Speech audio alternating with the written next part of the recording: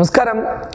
Indian രാഷ്ട്രീയത്തിൽ പുതിയ ഗതി നിർണ്ണയിക്കാനുള്ള ഒരുക്കത്തിലാണ് തെലങ്കാന മുഖ്യമന്ത്രി KCR ചന്ദ്രശേഖര റാവു. കൃത്യമായി പറഞ്ഞു കഴിഞ്ഞാൽ രാഹുൽ ഗാന്ധിയുടെ നീക്കങ്ങൾക്ക് ശക്തമായ തിരിച്ചടി നൽകാൻ KCRന് സാധിക്കുമെന്നുള്ളതാണ് കണക്കുകൂട്ടലുകൾ.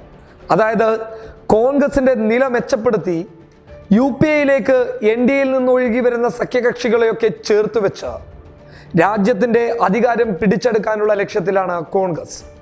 BJPയുടെ നടപടികൾ രാജ്യത്തിന് ഉപദ്രവകരമാകുന്നുണ്ടെന്നും ആ നടപടികളിൽ അവർ നേട്ടമുണ്ടാക്കുന്നുവെന്നുമുള്ള കാര്യങ്ങൾ പ്രചരണത്തിലൂടെ ഊന്നിപ്പറഞ്ഞുകൊണ്ട് കോൺഗ്രസ് വേട്ട നടത്തുമ്പോൾ ഇടയിൽ കയറി ഗോളടിക്കുകയാണ് KCR.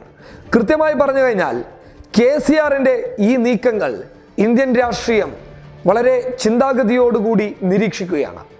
അതായത് KCR ഇപ്പോൾ ചെയ്ത ഒരു കാര്യമെന്ന് പറയുന്നത് ഒഡീഷ മുഖ്യമന്ത്രിയായ നവീൻ പട്നായിക്കുമായി കൂടിക്കാഴ്ച നടത്തുകയാണ്. അതായത് ബിജു ജനതാ ദളിന്റെ നവീൻ പട്നായിക്കുമായി കൂടിക്കാഴ്ച നടത്തുന്നു. ഈ കൂടിക്കാഴ്ചയിൽ ഒരു പരസ്പര ധാരണയുണ്ടാക്കി തിരഞ്ഞെടുപ്പിനെ നേരിടാൻ അവർ മുതിർന്നു കഴിഞ്ഞാൽ അത് കോൺഗ്രസിനെ നല്ല രീതിയിൽ ബാധിക്കും.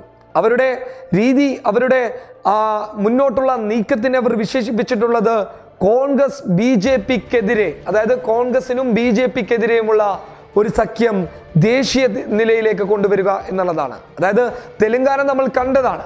അത് 119 സീറ്റുകളിൽ 88 സീറ്റുകളും പിടിച്ചടക്കിയാണ് TRS മുന്നോട്ട് വന്നത്. പിന്നീട് കോൺഗ്രസിന്റെ MLAമാരെ ചാക്കിട്ട് പിടിക്കുകയും ചെയ്തു. അതീവ തന്ത്രം എന്ന് തന്നെ അതിനെ വിശേഷിപ്പിക്കേണ്ടതുണ്ട്.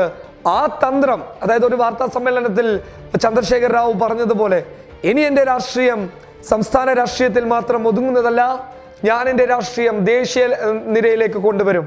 അതിന് TRSന് അനുകൂലമായി തോന്നിയത് ഒഡീഷയിലെ ബിജു ജനതാദളാണ്. അപ്പോൾ നവീൻ പട്നായിക്കുമായി KCR ചർച്ച ചെയ്തു.